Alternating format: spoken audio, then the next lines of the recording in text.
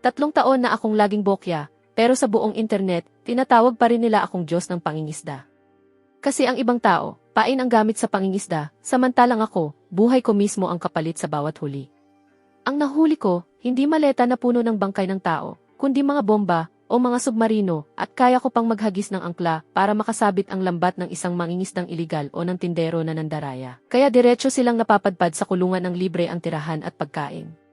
Sa madaling salita, wala pa akong nahuhuling kahit isang isda, pero napuno ko na ang mga selda sa presinto. Halos masiraan na ng ulo ang mga pulis. Simon, nakikiusap kami sa'yo, pwede bang tigilan mo na ang pangingisda? Sa mismong sandaling ito, nasa pampang ako ng ilog Clearwater sa isang liblib na lugar sa probinsya. Napakatindi ng sikat ng araw sa hapon. Parang iniihaw ako sa init hanggang tuluyan na akong pagpawisan, pero ni katiting na galaw, wala pa rin ang palutang ko sa tubig. Nang malapit na akong mahilo sa sobrang init, biglang kumurap ang palutang at kumalat ang maliliit na alon. Lumundag ang dibdib ko at buong lakas kong inangat ang pamingwit gamit ang 2 kamay. Pero ikinagulat ko ni hindi man lang ito gumalaw. Sa halip, isang napakalakas at nakakakilabot na puwersa ang umakyat mula rito. Muntik na akong makalagkad papunta sa ilog. Lintik, halimaw ito, siguradong halimaw. Narinig ng ilang mangingisdang nakakaidlip sa malapit ang ingay at agad silang nagsiksikan sa paligid. Ayos yan, iho. Tingnan mo kung gaano kabaluktot ang pamingwit, siguradong nasa 70 o 80 libra man lang iyan, dahan-dahan lang, huwag mong hayaang tumakbo, bigyan mo ng luwag ang linya, bigyan mo ng luwag ang linya. Habang pinapasigla ako ng mga sigaw ng mga mangingisda, bigla akong napuno ng lakas. Unti-unting umaahon ang napakalaking bagay sa ilalim papunta sa ibabaw ng tubig. Hindi ko matukoy kung 100 librang dambuhalang isda ba ito o 1 metrong topmouth coulter. Sa pananabik ng lahat, dahan-dahang lumitaw ang isang maitim na anino. Pero hindi ito makinis na katawan ng isda. Isa pala itong malaking berdeng habing sako na umumbo. Marahil dahil matagal na itong nakababad sa tubig, nabalot na ito ng lumot at putik, kaya mukha itong malaking mabalahibong bola. Napailing na lang sa panghihinayang ang lahat ng nasa paligid. Sayang naman! Paano ka naman nakapangisda ng isang sako ng basura? Mula sa sukdulang tuwa, biglang bumagsak ang pakiramdam ko. Bigo, kinalagkad ko ang sako paakyat sa pampang, at agad kumalat sa hangin ang isang hindi maipaliwanag na nakasusulasok na baho, ay halong nakakasuyang matamis na amoy. Hindi na napigilan ng isang mangingisdang nasa tabi ko ang sarili niya, at agad siyang naduwal. Pinisil ko ang ilong ko at yumuko para kunin ang kawit ko, pero nang mismong sandaling yumuko ako, biglang lumiit ang mga balintataw ko. Sa butas na nilikha ng kawit ko, kitang-kitang nakausli ang isang daliring paa na may pulang nail polish. Sa sandaling iyon, parang umugong ang isip ko at tuluyan itong nablangko, saka ako napaupo sa lupa, hindi na makagalaw. Nakita iyon ng isang matandang nasa malapit at sabik na lumapit. May nahuli ka bang kayamanan? Tingnan ko rin nga.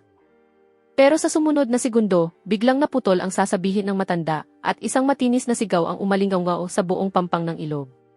May pinatay. May napatay na tao.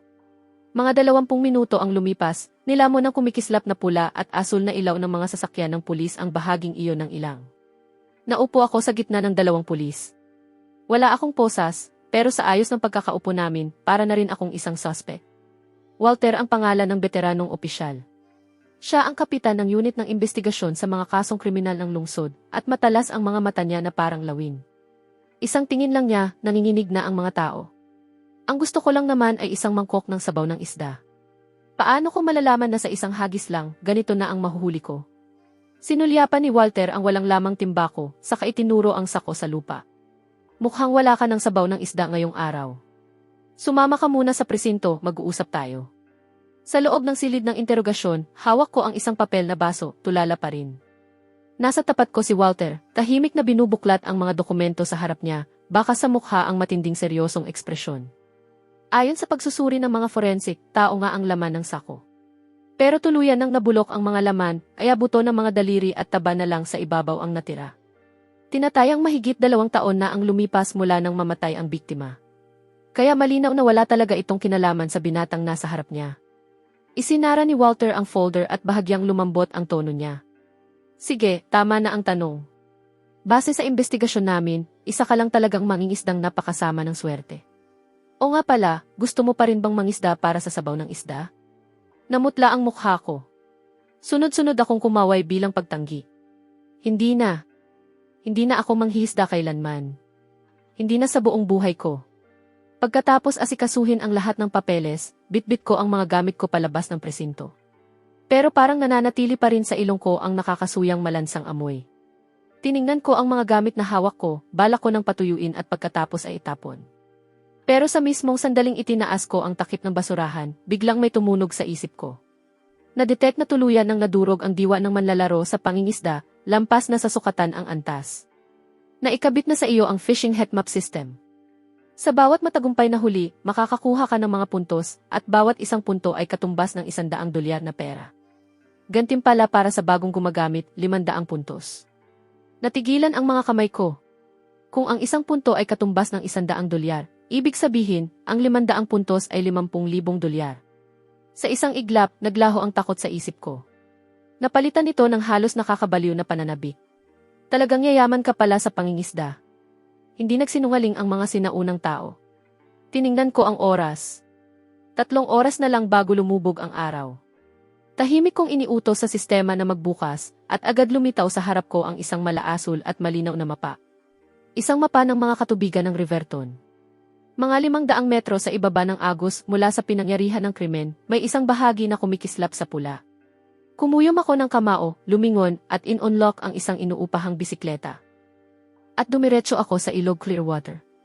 Mamalasin man o hindi, sa harap ng $50,000, kahit multong babae pa ang lumabas, itutulak ko lang ulit siya pabalik. Hindi nagtagal, nakabalik na ako sa ilog. Ang dati kong pwesto sa pangingisda ay napalibutan na ng mahabang police tape, at may ilang tauhan pa rin ng forensic na naghahanap ng iba pang ebidensya sa tubig. Sinundan ko ang lugar na itinuturo ng heatmap ng sistema, lumipat ako sa ibaba ng Agos, humanap ng patag na pwesto, at nagsimulang muli. Naghanda ako ng pain, inayos ang palutang, at inihagis ang linya. At gaya ng inaasahan, wala pang 10 minuto mula nang lumubog ang linya sa tubig, nagsimulang gumalaw ang palutang. 2 beses muna itong kumatok, saka unti-unting lumubog. Klasikong senyales ng pagkuha ng isda sa pain. Tuwang-tuwa ako.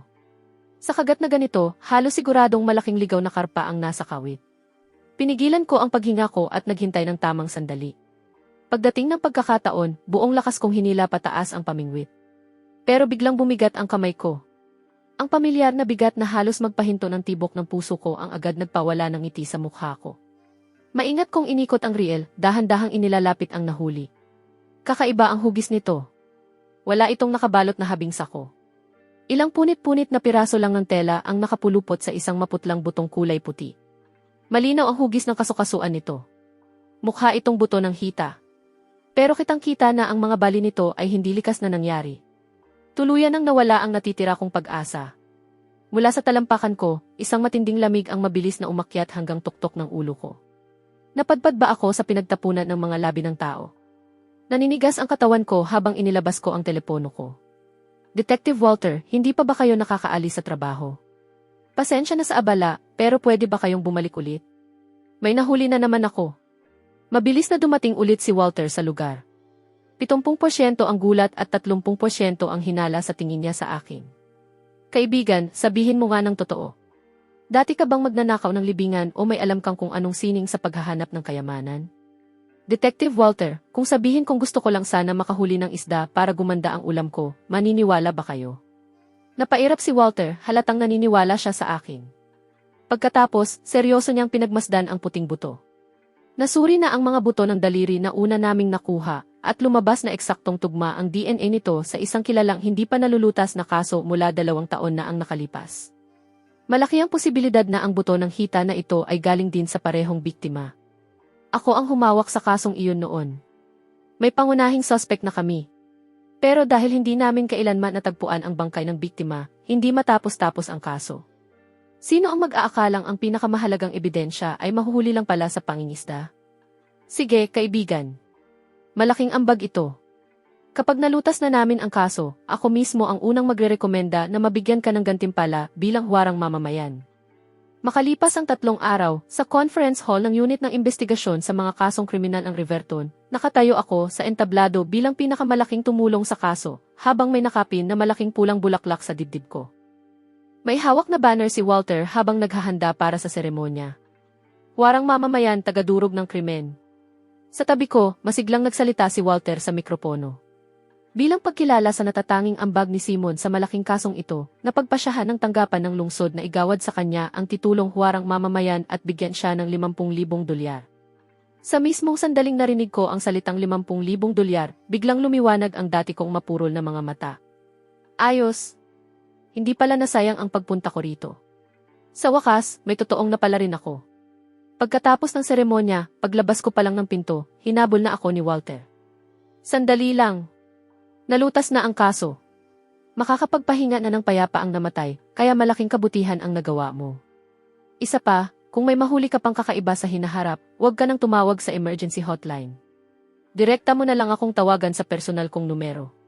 Detective Walter, hindi ba pwedeng swertihin niyo naman ako? Ang gusto ko lang naman ay maging isang tahimik at payapang mangingisda. Sige na nga. Sana makakahuli ka agad ng napakalaking isda. Pagkatapos magpaalam kay Walter, dumiretso na ako pauwi.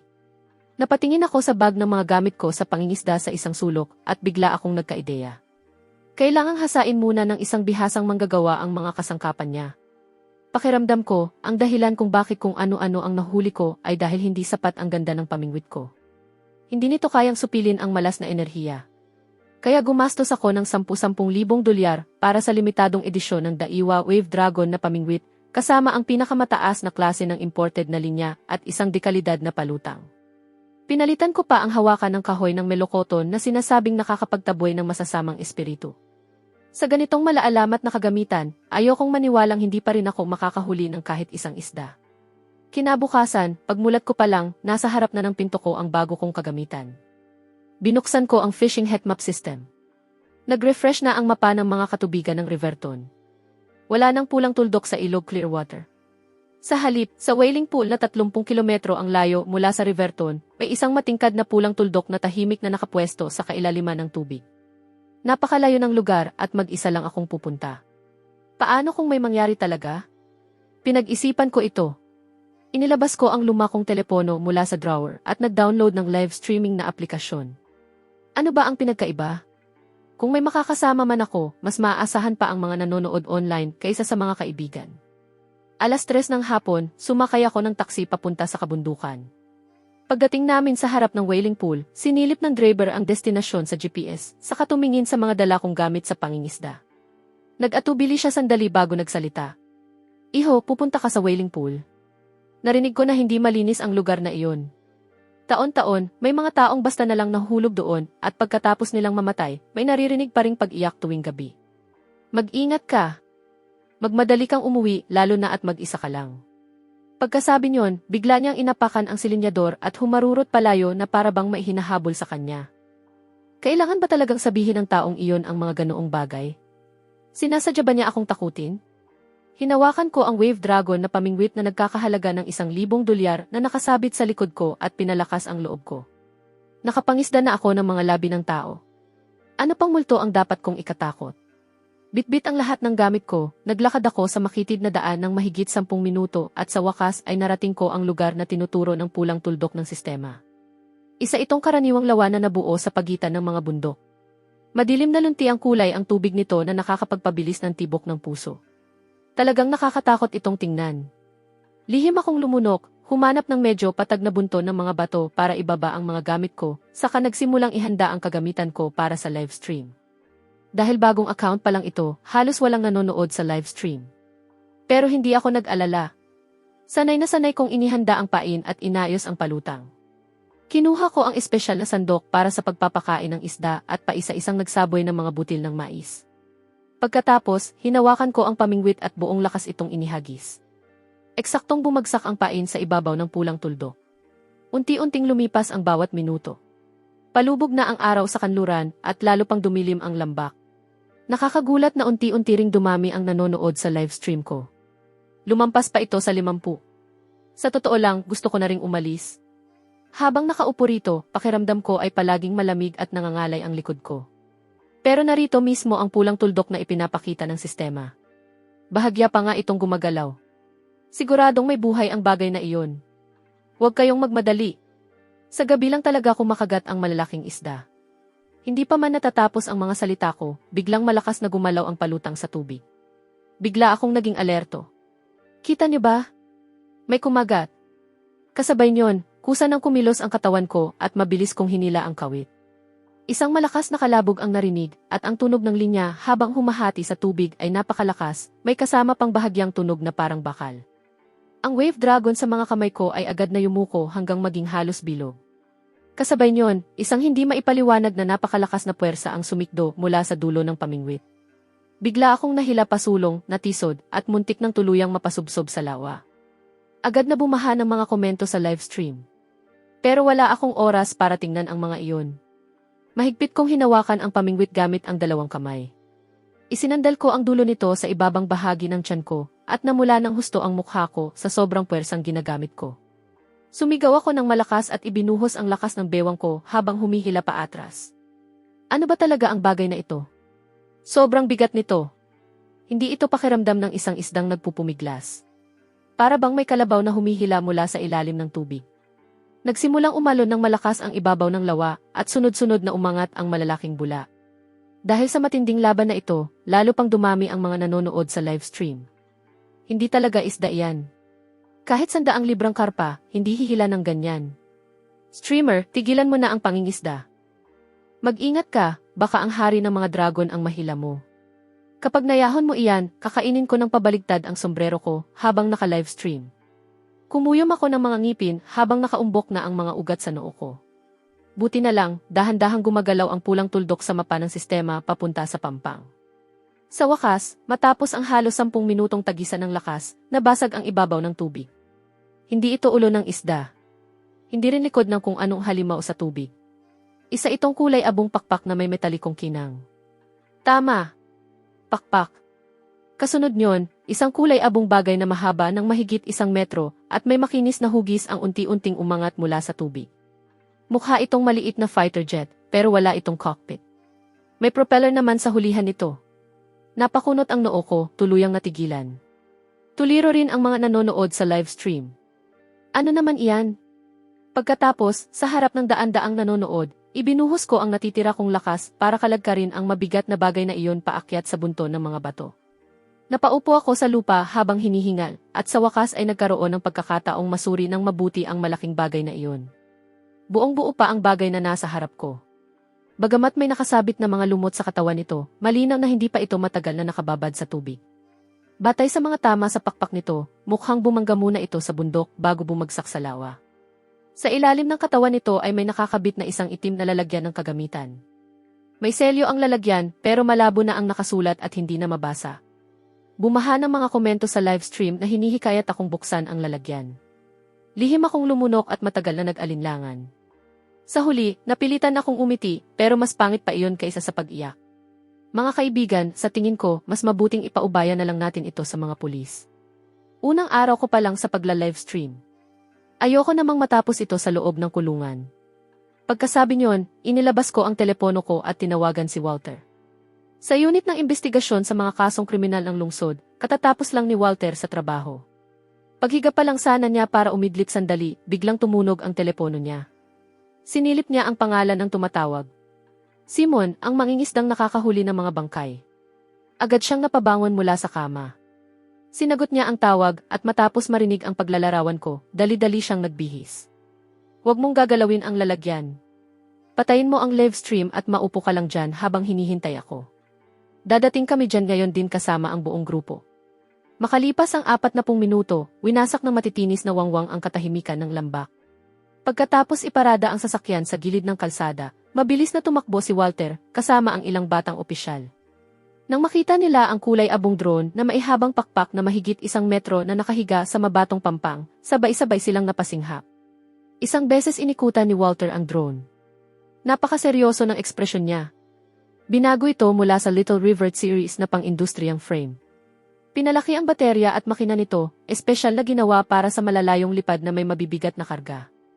Isiyo muna ang lugar at hintayin ang pangkat ng forensic. Opo, naintindihan po. Masugid na mahilig si Walter sa mga drone. At isang tingin lang, nakilala na niya ang modelo ng malaking bagay na iyon. Agad na lumapit ang tauhan ng forensic at maingat na sinuri ang itim na lalagyang nakakabit dito.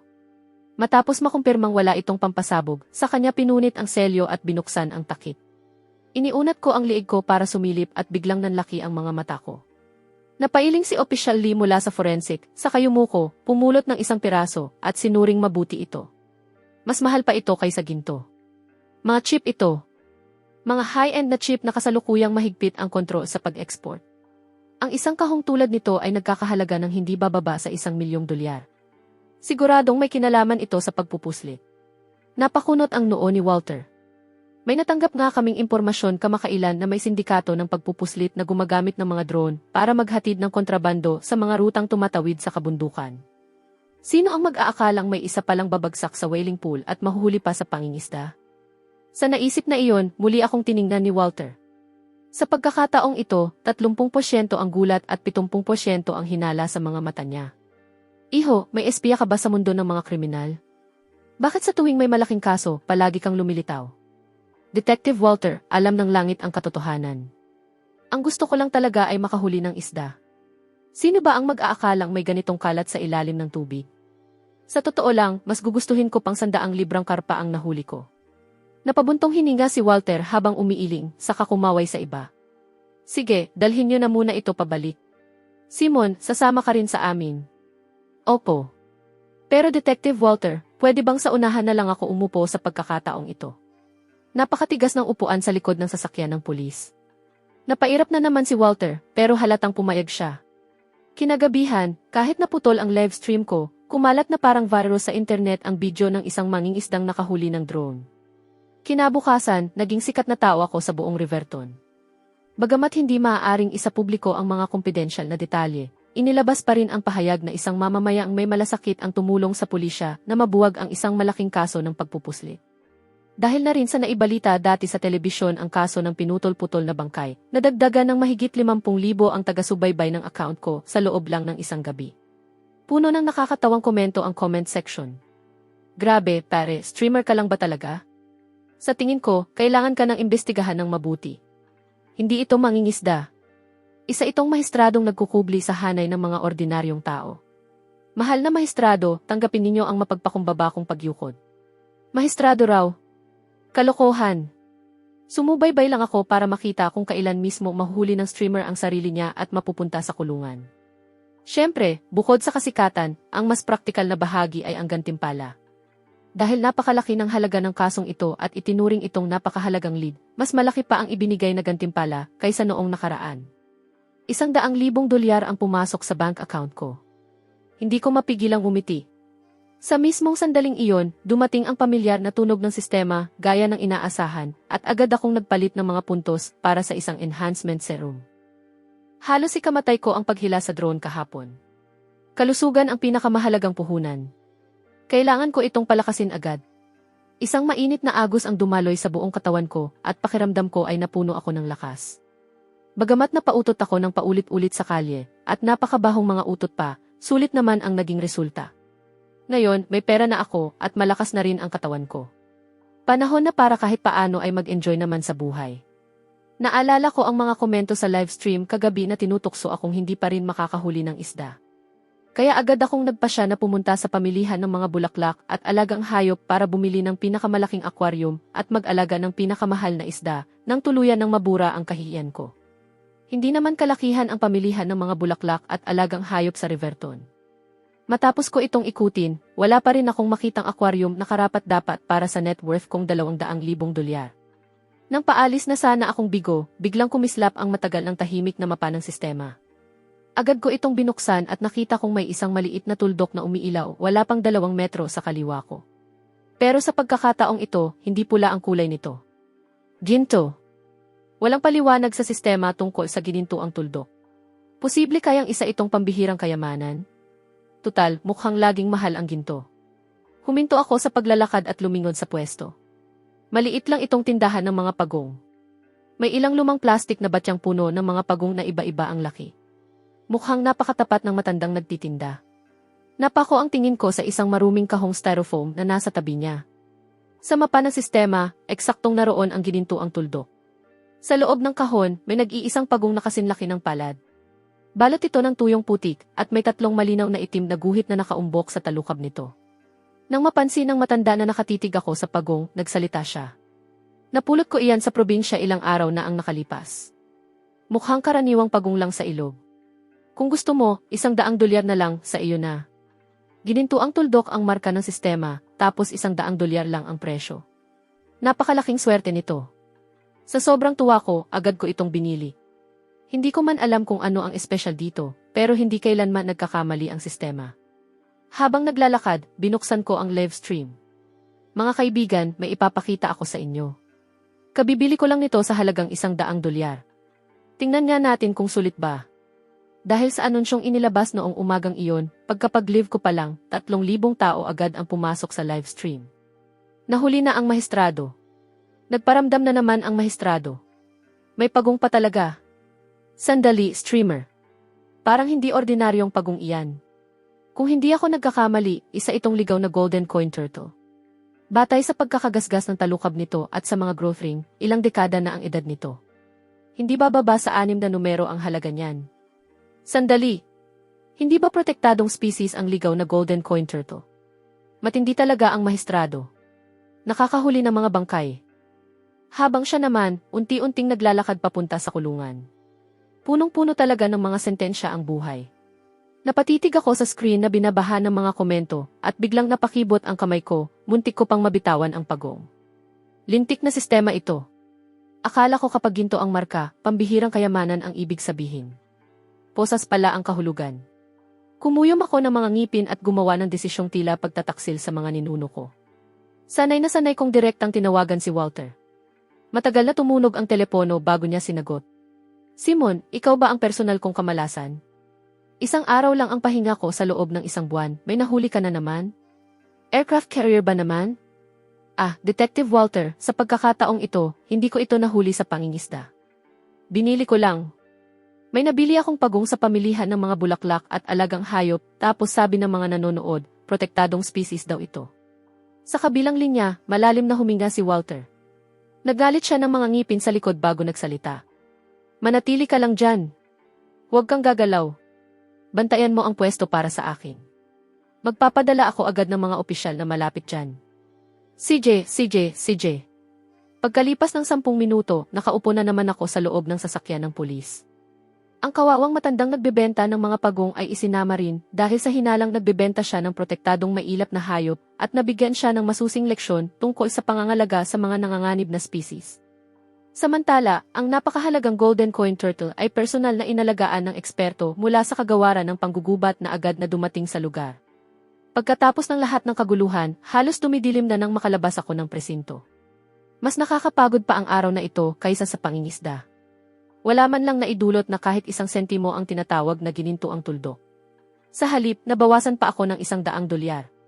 Nang maghahanda na sana akong maligo at matulog, biglang tumunog ang sistema na parang musika mula sa langit. Bilang gantimpala sa pagsagip sa isang pambihirang mailap na hayop, nakuha mo ang kasanayang basic fish affinity.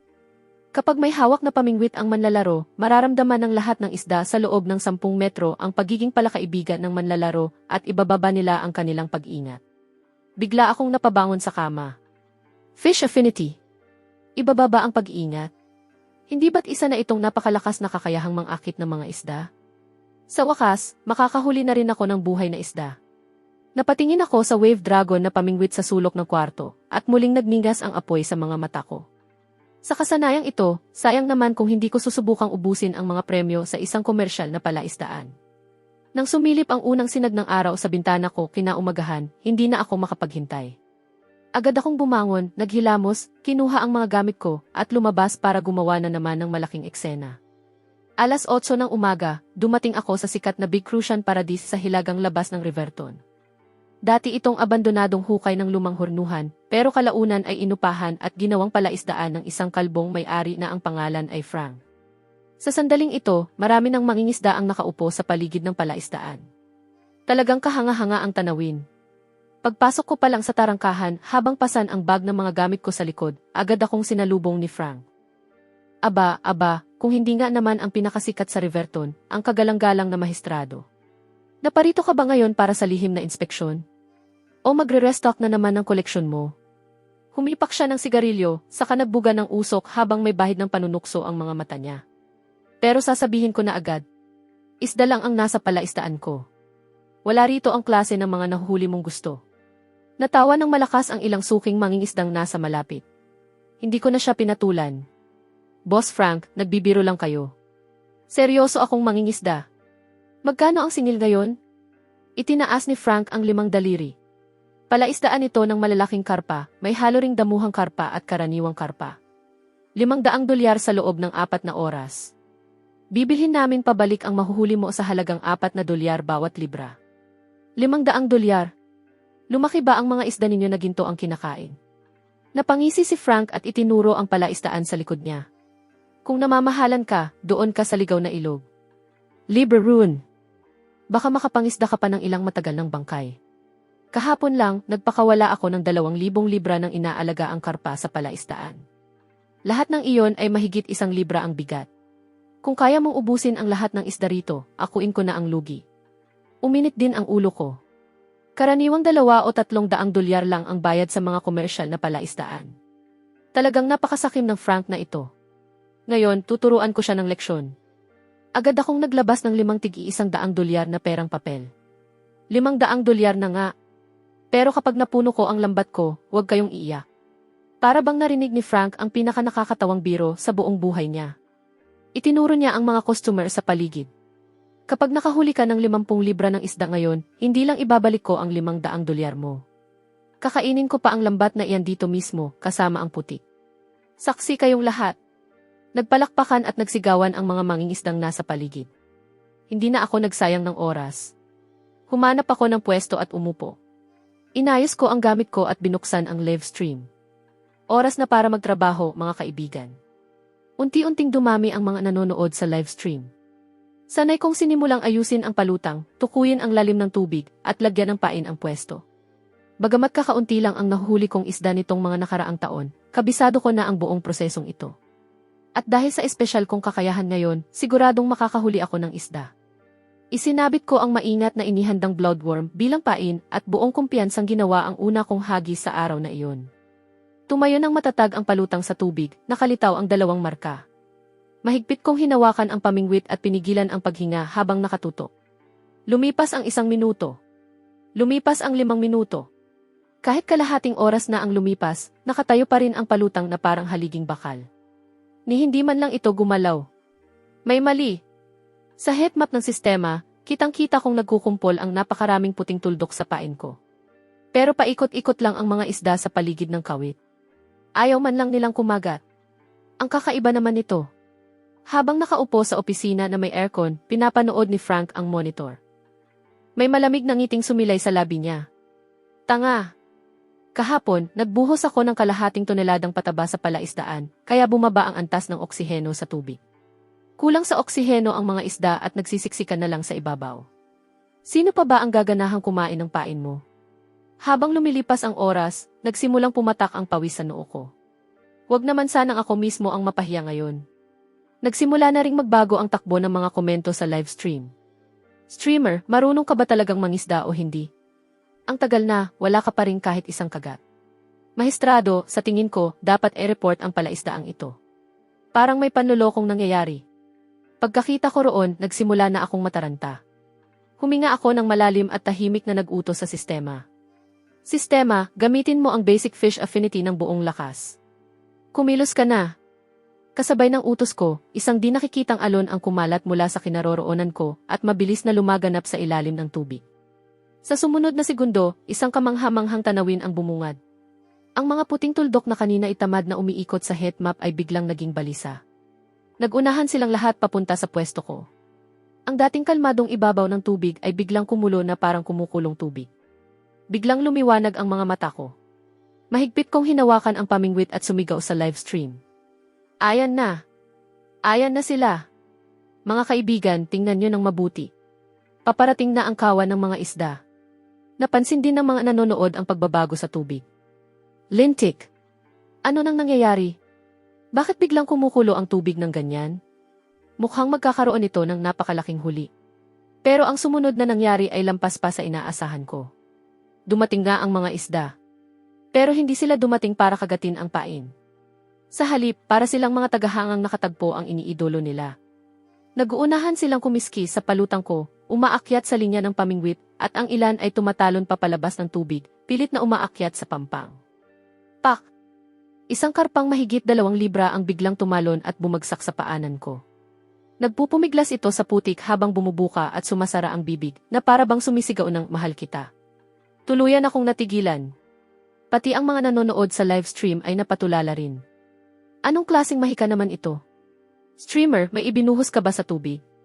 Bakit biglang nabaliw ang mga isdang maayos naman kanina? Ito na ba ang alamat tungkol sa mga isdang yumuyuko sa kanilang hari? Sa opisina, biglang nagbago ang mukha ni Frank. Sa sobrang gulat, nahulog pa ang mga buto ng mirasol na hawak niya. Sa lahat ng taon niyang nagpapatakbo ng komersyal na palaisdaan, nakakita na siya ng napakaraming malalaking huli.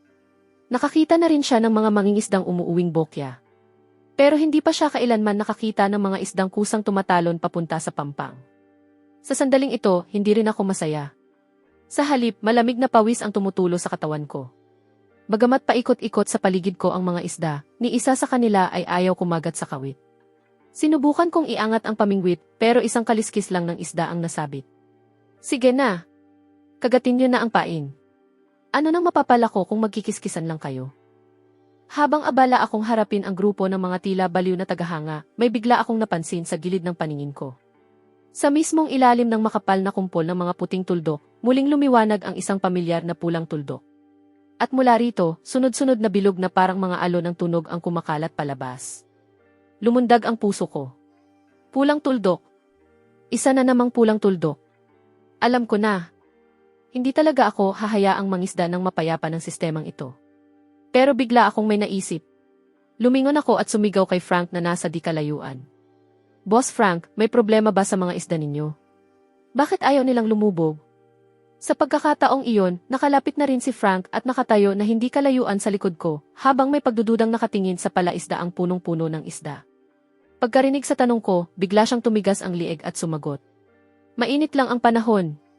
Mababa ang presyon ng hangin. Normal lang na umaahon ang mga isda sa ibabaw. Mahina lang talaga ang pangingisda mo. Bakit mo sinisisi ang mga isda? Ikaw lang ang mahina. Napangiti ako ng malamig. Sinulyapan ko ang pulang tuldok sa ilalim ng tubig, saka humarap sa kamera at mumiti. Mga kaibigan. Mga kaibigan. Dahil sabi ni Boss Frank, mahina raw ang pangingisda ko, ibang paraan naman ang subukan natin. Pagkasabi niyon, nagsimula akong magpalit ng gamit sa harap ng lahat. Pinalitan ko ang linya ng makapal na tinirintas na linya na kasinlaki ng sintas ng sapatos, may lakas na 2.0 at ikinabit ang isang 3 kawit. Maaaring medyo kakaiba ang fish affinity ng sistema. Pero hindi pa ako kailanman pumalya kapag pulang tuldok ang target. Habang pinapanood akong magpalit ng gamit, napakibot ng husto ang talukap ng mata ni Frank. Hoy, hoy, hoy! Ano nang ginagawa mo? 3 kawit iyan. Sino bang nangingisda gamit ang ganyan? Tumayo ako at iniunat ang mga balikat ko. Nakatutok ang mga mata ko sa pulang tuldok sa ilalim ng tubig. Sino bang nagsabing isda ang hulihin ko? Tingnan niyo ito. Pagkasabi niyon, parang naghahagis ng granada, tinutok ko ang 3 kawit sa mismong pulang tuldok at buong lakas itong inihagis. Splash! Dumiretso ang 3 kawit hanggang sa pinakailalim ng palaisdaan. Hindi ako nagmadaling hilahin ang pamingwit. Sa halip, ginabayan ako ng mapa ng sistema habang marahan kong hinihila ang kawit at kinakapa ang ilalim ng tubig. 1 tama. 2 tama. Bigla kong naramdaman na may matigas na bagay na nasabitan. Pamilyar ako sa pakiramdam na iyon. Bigla akong sumigaw ng malakas. Ahon! Nagulat ang lahat ng mangingisdang nasa paligid sa sigaw ko at sabay-sabay silang napalingon. Nakita nilang nakabuka ang mga paa ko sa matatag na pwesto. Nakayukod pa atras ang katawan ko na parang nakabanat na pana. Mahigpit kong hawak ang wave dragon na pamingwit na halos sukdulan na ang pagkakayuko. Pagkatapos, buong lakas ko itong hinila pataas. Kung ang naunang paghila ay parang marahang pagtugtog ng biolin, ang pagkakataong ito ay parang dagundong ng kulog. Umalingaw-ngaw sa buong palaisdaan ang nakakakilabot na tunog ng linya habang humahati sa tubig. Malinaw na napakabigat ng bagay na nasa ilalim. Sa lakas ng bigat nito, hindi ko man lang ito naiangat. Sa halip, ako pa ang natisod. Pagkakita roon, lihim na napabuntong hininga si Frank sa ginhawa at agad na tumalon habang sumisigaw. Hoy! Sumabit ka lang sa ilalim. Sigurado akong sumabit ka lang. Makinig ka, Simon. Kapag sumabit ang kawit mo at naputol ang linya, wala akong pananagutan dyan. Natulala rin ang mga nanonood sa live stream sa eksenang iyon at sunod-sunod na bumaha ang mga komento. Parang nakikipaghilahan ng lubid ang maestrado. Siguradong mababali ang pamingwit na iyan. Sandali. Tingnan nyo. Parang gumagalaw ang dulo ng pamingwit. Posible kayang dambuhalang isda iyan? Gumagalaw nga ang dulo ng pamingwit. Pero hindi iyon ang galaw ng isang isdang tumatakas. Mabilis at banayad itong nanginginig na para bang may dekuryenteng makina na umaandar sa ilalim ng tubig. Mahigpit akong nagngalit ng mga ngipin habang nakaumbok ang mga ugat sa noo ko. Sa sandaling iyon, sumabog ang nakakagulat na lakas ng katawan kong napahusay ng basic body enhancement serum. Umakyat ka rito. Kasabay ng pag-alo ng maputik na tubig, isang malaking maitim na bagay na balot ng mga lumot at lambat ang pilit kong naiahon mula sa ilalim. Nakita ng lahat ang isang malaking parihabang kahon na parang itim na speaker. May nakakabit ditong mahabang waterproof na kable na umaabot hanggang sa gusali ng pamunuan sa kabilang panig ng palaisdaan. Sa mismong sandaling lumitaw ang bagay na iyon, biglang naging malinaw ang matinis na lagitik ng kuryente at ang mataas na ugong nito. Napasaklob ang ilang taong nasa pampang sa kanilang mga tainga dahil sa matinding kirot at bigla silang nakaramdam ng kakaibang pagkainis. Ang mga isdang paikot-ikot kanina sa paligid ko ay nagsipaghiwa-hiwalay sa mismong sandaling makaahon ang bagay na iyon sa tubig na parabang matinding natakot. Nagkagulo silang nagsalpukan papunta sa pampang at ang ilan ay lumutang pa ng nakatihaya. Sa loob ng ilang sandali, ibinaba ng lahat ng mangingisda ang kanilang mga pamingwit at tulalang nakatingin sa itim na kahon. Isang matandang mangingisda ang nagtanggal ng salamin sa pagbabasa, pumikit ng bahagya at nagsalita. Ano? Ano ba iyang bagay na iyan? Napangiti ako ng malamig at malakas na ibinagsak ang bagay sa paanan ni Frank. Boss Frank, gusto niyo bang ipaliwanag ito? Ito ba ang sinasabi niyong mababang presyon ng hangin? O ito ba ang sinasabi niyong mahina lang ang pangingisda ko? Namutlang parang papel ang mukha ni Frank. Agad niyang sinubukang bunutin ang kable ng kuryente. Pero inapakan ko ito. Mga kaibigan, kung hindi ako nagkakamali, ang tawag dito ay high-frequency sonic fish repeller. Kilala rin ito bilang elektronikong bersyon ng lambat ng mga iligal na mangingisda. Agad na naunawaan ng mga mangingisdang nasa paligid ang nangyayari at sabay-sabay silang nagalit. Lintik! Kaya pala lagi akong umuuwing bokya. Ikaw pala ang may pakana nito. Alam ko ang bagay na iyan. Kapag nakaandar iyan, parang nauga ang utak ng lahat ng isda sa loob ng 50 metro. Kalimutan mo na ang pagkain ng pain. Maswerte na sila kung mabubuhay pa. Niloloko tayo ng hayop na ito. Mahigit 100 ng galit na mangingisda, hawak ang kanilang mga lambat at patungan ng pamingwit, ang agad pumalibot kay Frank. Nanghina sa takot ang mga tuhod ni Frank. Hindi. May hindi kayo naiintindihan. Hindi ito ang iniisip ninyo. Nauna pa ang bagay na ito rito bago ko pa nakuha ang lugar. Hindi. Aksidente lang. Aksidente ko lang naandar ang switch.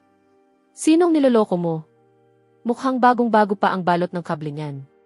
Ibalik niyo ang pera namin. Ibalik niyo ang pera namin. Sa mismong sandaling iyon, isang nagmamadaling wangwang ang papalapit ng papalapit. Walang nakakaalam kung sino ang tumawag sa pulis. Huminto ang sasakyan ng pulis. Bumukas ang pinto at isang pamilyar na mahabang binti ang unang bumaba. Si Walter. Nakasuot siya ng pangkaraniwang damit at may dala pa ring supot ng bagong biling siopao. Malinaw na natawag siya rito bago pa man siya makapag-almusal. Sinuyod ng tingin ni Walter ang buong paligid at sa huli, sa akin ito huminto. Huminga siya ng malalim at minasahe ang magkabilang sentido niya. Simon, nilagyan mo ba ako ng tracker tuwing araw ng pahinga ko? Mag-aalmusal pa lang sana ako, tapos heto na naman ang kaguluhang ginawa mo. Itinuro ko ang fish repeller sa lupa, puno ng hinanakit ang mukha ko. Detective Walter, alam ng langit ang katotohanan. Alam niyo namang wala pa akong nahuhuling kahit isang isda nitong mga nakaraang araw. Ngayon lang ako sadyang pumunta sa isang palaisdaan para mangisda. Sino ang mag-aakalang ito na naman ang mahuli ko? Panloloko ang ginagawa ng may-ari nito, hindi ba? $500 bawat tao ang bayad. Kapag pinagsama-sama ang lahat, malaking halaga iyon. Kaya masasabi kong inalis ko lang ang isang salot sa lipunan. Tiningnan ni Walter ang aparatong nandaraya na patuloy pa ring umugong at kumislap. Hindi niya napigilang mapangiti kahit naiinis siya. Bagamat hindi saklaw ng unit ng investigasyon sa mga kasong kriminal ang ganitong uri ng kaso, dahil siya na ang nasa lugar at maihinala ng malawakang panloloko, wala siyang magagawa kundi kumilos. Ikinaway ni Walter ang kamay niya. Agad na lumapit ang ilang pulis sa likod niya at dinakip si Frank. Sumabog sa tuwa ang live stream. Napuno ang screen ng mga komento. Makapangyarihan ang mahistrado. Mabuhay ang mahistradong si Simon. Pagkatapos maayos ang lahat sa lugar, tinapik ako ni Walter sa balikat. Ayos, iho. 2 araw lang kitang hindi nakita, lumawak na ang negosyo mo mula sa mararahas na krimen hanggang sa mga kasong pang-ekonomiya. Sinulyapan ko ang lambat kong wala pa ring laman at napangiti ng mapait. Detective Walter, masyado niyo naman akong pinupuri. Sa totoo lang, mas gugustuhin ko pang makahuli ng malaking karpa. Tingnan niyo. Bokya na naman ako. Sinulyapan ni Walter ang lambat ko, saka itinuro ang isdang nagpupumiglas pa rin sa pampang at pabirong nagsalita. Hindi ba may isa na dyan? Sa isang sipa, ibinalik ko ang isda sa tubig at umiling. Hindi iyon bibilang. Alam ng mga mangingisda ang ibig kong sabihin. Kapag pinulot mo lang, hindi iyon may tuturing na nahuli mo. Sa susunod, siguradong makakahuli na ako ng isda. Pagkatapos nyon, humarurot na paalis si Walter kasama ang mga sasakyan ng pulis. Nag-refresh ang interface ng sistema sa harap ko at lumitaw ang isang bagong mensahe. Nalinis ang isang mapaminsalang pinagmumula ng panghihimasok sa katubigan. Gantimpala, 500 puntos. Parang mas kumikita pa pala ang trabahong ito kaysa sa tunay na pangingisda. Pagkasagi ng isip na iyon sa akin, agad kong iniling ang ulo ko at itinapon ang mapanganib na ideyang iyon sa isip ko. Isa akong mangingisda. Hindi ako isang mangangaso ng mga may pabuya. Hindi ko pwedeng kalimutan ang tunay kong pakay. Tiningnan ko ang oras. Maaga pa. Kaya kinuha ko ang walang laman kong lambat at mabilis na lumipat sa ibang lugar. Pero ang hindi ko alam, dahil lang sa isang larawang nag-viral, isa na pala akong alamat sa mundo ng mga mangingisda sa Riverton. Sa larawan, hawak ko ang paborito kong wave dragon na pamingwit, nakatapak sa fish repeller, habang sa likuran ay makikita ang palaisdaang isinara at isang sasakyan ng pulis na kumikislap ang mga ilaw. Isang linya lang ang caption, pero bawat salita ay tumatagos. Paalala sa lahat ng may-ari ng palaisdaan. Simon ang pangalan ng taong ito. Saan man siya magpunta, may kasong pagpatay o may may-aring napupunta sa kulungan. 1:00 ng hapon, dumating ako sa pasukan ng Happy Anglers Park sa silangang bahagi ng lungsod, asan ang bag ng mga gamit ko sa pangingisda. Dahil hindi maayos ang palaisdaan ni Frank, susubukan ko naman ang isang lehitimong lugar. Sabi nila, mabuting tao ang may-ari ng palaisdaang ito at napakaganda ng reputasyon niya sa hanay ng mga mangingisda. Sadyang napakalayo lang nito sa bahay ko. Ngayon lang ako nakapunta rito. Lumapit ako sa pasukan at magtatanong na sana tungkol sa bayad, nang biglang nanlaki ang mga mata ng matandang bantay. Parang nakakita siya ng multo. Lumingon siya at kumaripas ng takbo papasok ng bakuran. Boss! Boss! Tumakbo na kayo! Dumating na ang tagapagdala ng kamalasan. Napatitig ako sa matandang nagmamadaling umalis, punong-puno ng tanong ang isip ko. Wala pang kalahating minuto, mabilis na lumabas ang may-ari. May hawak siyang 2 karton ng mamahaling sigarilyo at agad itong isiniksik sa mga bisig ko nang walang sinasabi. Pakiusap, master. Doon na lang kayo sa ibang lugar. Maliit lang ang negosyo ko rito. Maawa naman kayo sa akin. Sa inyo na ang 2 karton ng sigarilyong ito. Pwede bang sa iba na lang kayo mangisda? Boss, gusto ko lang naman talagang makahuli ng isda. Naku, Master Simon. Hindi sa ayaw kitang papangisdain. Ang kinatatakutan ko, baka sa isang hagis mo lang, mahuli mo ang mga buto ng lolo sa tuhod ko. Hindi ko kakayanin iyon. Napapangiting mapait ang may-ari habang inilabas ang telepono niya at ipinakita ito sa mukha ko. Pagkalipas ng 10 minuto, nakatayo ako sa gilid ng kalsada, yakap ang 2 karton ng sigarilyo, tulalang-tulala. Ano bang kasalanan ang nagawa ko? Ang gusto ko lang naman ay tahimik na makahuli ng isda. Paano ako naging kaaway ng buong industriya? Hindi ako makapasok sa mga palaisdaan. Puro kamalasan naman ang naghihintay sa mga ligaw na ilog. Talaga bang itinakda ng langit na habang buhay akong uwing bokya? Sa mismong sandaling iyon, nag-vibrate ang telepono sa bulsa ko. Inilabas ko ito. Voice message mula sa kaibigan kong mangingisda, si Steve. Narinig ko, pinagbawalan ka na raw ng lahat ng palaisdaan sa Riverton. Nakakatawa talaga. Napairap ako at may kapaitang nag-type ng isang salita. Lumayas ka. Isa na namang voice message ang ipinadala ni Steve. Huwag kang panghinaan ng loob. Kung hindi ka makapasok sa mga palaisdaan, pumunta ka sa isang reservoir. May ilang malalaking reservoir sa mga bayan sa timog natin, tulad ng Dragon King Reservoir at Blackwater Pool. Medyo malayo nga lang ang mga iyon, pero malalaki ang mga isda, ligaw pa, at wala ring may-ari na mga abala sa'yo, hindi ba? Pagkarinig ko nyon, biglang lumiwanag ang mga mata ko. Tama nga. Napakalawak ng isang reservoir at wala namang may-ari na nangangasiwa roon. Makakapangisda ako kahit paano ko gusto. Pero maya-maya, may naisip akong problema. Napakalayo ng mga iyon. Hindi praktikal na magtaksi ng pabalik-balik habang bitbit ang napakaraming gamit sa pangingisda. Tiningnan ko ang balanse sa telepono ko at isang ideya ang mabilis na umusbong sa isip ko. Bibili ako ng sasakyan. Kailangan kong bumili ng sasakyan. At hindi basta-bastang sasakyan. Bibili ako ng kayang humakot ng maraming gamit, mabilis tumakbo at kayang dumaan sa mahihirap na daan. Isang sasakyang talagang para sa mangingisda. Sa naisip na iyon, naging matatag ang pasya ko. Bahala na ang mga komersyal na palaisdaan. Didiretso na ako sa malalaking reservoir at sisimulan ko na ang expedition mode. Pagkasabi, agad na ginawa. Pumunta ako sa isang dealership ng sasakyan, 10 minuto lang ang ginugol ko sa pagpili ng isang off-road na sasakyang nagustuhan ko, pagkatapos ay inapakan ko ang silinyador at dumiretso palabas ng dealership. Habang naiwan sa likuran ang usok ng tambutso at ang mga tindero na nakatulalang nakatingin. Sa sandaling iyon, muling tumunog ang sistema sa isip ko. Na-detect na nagmamay-ari na ang manlalaro ng unang sasakyan. Na-upgrade na ang fishing headmap. Bukas na ngayon ang expedition mode. Nadagdagan ang mga pahintulot sa mapa at lumawak na sa 100 kilometro ang kasalukuyang saklaw ng pag-scan nito. Habang nakatingin ako sa virtual na mapa na biglang lumawak ng napakalaki sa harap ko, napuno ng ambisyon ang puso ko. Mula ngayon, bahagi na ng teritoryo ko ang lahat ng reservoir sa Riverton. Dragon King Reservoir, heto na ako. Pero kasalukuyang rush hour, kaya matindi ang trapiko sa expressway palabas ng Riverton. Bigla na lang umalingaw-ngaw ang napakalakas na ugong ng makina mula sa linya sa kanan ko. Lumingon ako at napasabi sa sarili ko. Grabe. Isang matinding binagong Raptor F-150 iyon. Mas mataas pa ng malaki ang katawan nito kaysa sa sasakyan ko at may nakakabit pang maliit na trailer para sa bangkang pangpain sa likuran. Siguradong mahigit $1 milyong ang halaga ng ganoong ayos. Sa sandaling iyon, bumaba ang bintana sa driver's side ng Raptor.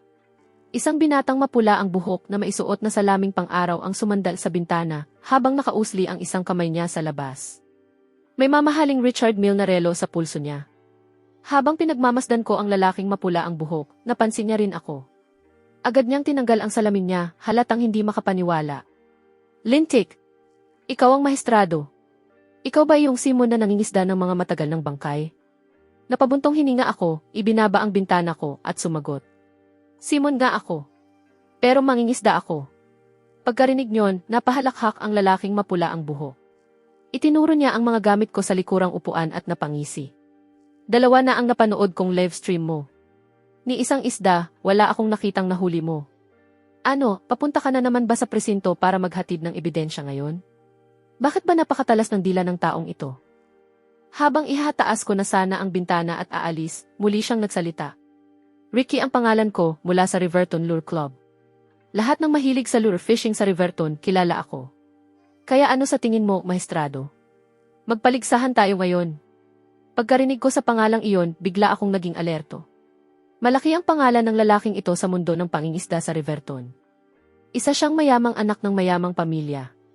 Sikat bilang taong hindi makahuli ng isda, pero nasa kanya na ang lahat ng iba pa. Isa siyang kolektor ng mga dekalidad na gamit sa pangingisda. Gaya nga ng kasabihan, kumpleto sa gamit, kulang sa galing. Hindi na ako nag-isip pa. Tumanggi agad ako. Hayaan mo na. Hindi ako interesado. Huwag ka namang ganyan. Papunta rin ako ngayon sa Dragon King Reservoir. Narinig kong may mga topmouth coulter doon na umaabot sa 1 metro ang haba. Sabay na tayong mangisda. Kapag nanalo ka, ibibigay ko sa iyo ang bago kong Shimano na lure combo na nasa trunk, mahigit $30,000 ang halaga. Natigilan ang kamay kong nakahawak sa bintana. Maganda nga ang wave dragon kong pamingwit. Pero para iyon sa float fishing. Ang lure fishing ay isang mataas na antas ng pangingisda na matagal ko nang gustong subukan. Hindi ko lang talaga kayang gumastos para sa mga gamit nito.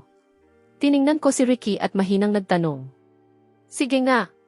Paano ang paligsahan? Simple lang. Kung sino ang makahuhuli ng pinakamabigat na isang isda, siya ang panalo. Kapag natalo ka, sisigaw ka lang ng 3 beses sa live stream mo. Lure fishing lang ang tunay na pangingisda. Ang float fishing ay ehersisyo lang ng mga matanda. Kinamot ko ang ilong ko.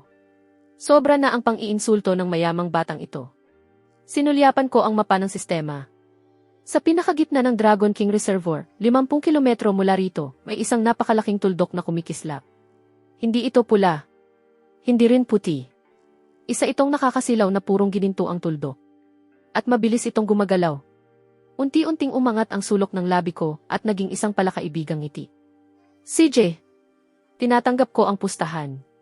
Pero kapag natalo ka, huwag kang iiyak sa nanay mo. Magkita tayo sa Dragon King Reservoir.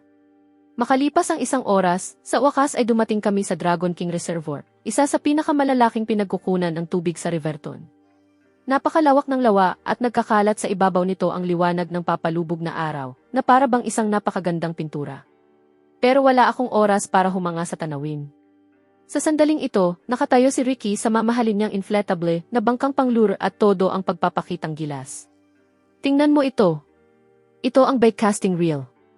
Ito naman ang pangmalayo ang panghagis. At ito ang fish finder. Ito ang tinatawag nilang teknolohiyang nagpapabago ng buhay. Samantalang ako, tahimik lang na nakatayo sa maputik na pampang at inilabas ang sarili kong wave dragon na pamingwit. Pareho nang nasa Zaggy mode ang aming mga live stream. Streamer din si Ricky. Sa mismong sandaling pinagdugtong ang aming mga live stream, agad sumabog ang kasikatan ng laban. Mayamang anak laban sa mahistrado. Mahirap hulaan kung sino ang mananalo. Halika na. May mahiwagang kapangyarihan ang mahistrado. Siya ang siguradong mananalo. Taya ako ng isang pakete ng maanghang at tsitsirya na bangkay ng multo sa tubig ang mahuhuli ng mahistrado ngayon. Di nagtagal, opisyal lang nagsimula ang paligsahan namin. Aaminin ko, malaki talaga ang naitutulong ng pera. Katamtaman lang ang galing ni Ricky, pero marunong siyang pumili ng pwesto. Sa isang malalim na bahagi ng reservoir na maraming istruktura sa ilalim. Wala pang 10 minuto, nakahuli na siya ng isang maliit na tokmouth coulter na mahigit 1 libra ang bigat. Unang huli. Master Simon, kumusta dyan? Naglalaro ka pa rin ba sa putikan? Habang naririnig kong inaasar ako ni Ricky sa harap ng kamera, tuluyan ko na lang siyang binaliwala. Nakatutok lang ang tingin ko sa gininto ang tuldok na mabilis na paikot-ikot sa gitna ng reservoir sa interface ng sistema. Nang makumpirma kong buhay nga ang bagay na iyon, tahimik akong nag-utos. Sistema, I activate ang basic fish affinity. Isang di nakikitang alon ang kumalat. Pero sa pagkakataong ito, hindi nito nagawa ang kamanghamanghang tagpong nagsisiyuko ang mga isda sa kanilang hari, gaya ng nangyari sa komersyal na palaisdaan. Sa tantiya ko, dahil masyadong malawak ang reservoir, at mahigit 200 metro ang layo ng gininto ang tuldok. Malinaw na hindi sapat ang basic fish affinity. Habang pinapanood kong makahuli na naman si Ricky ng isa pang isda, nagnalit ako ng mga ngipin at nagpasya. Sa tindahan ng sistema, gumastos ako ng 100 puntos para sa isang mahiwagang ground bite.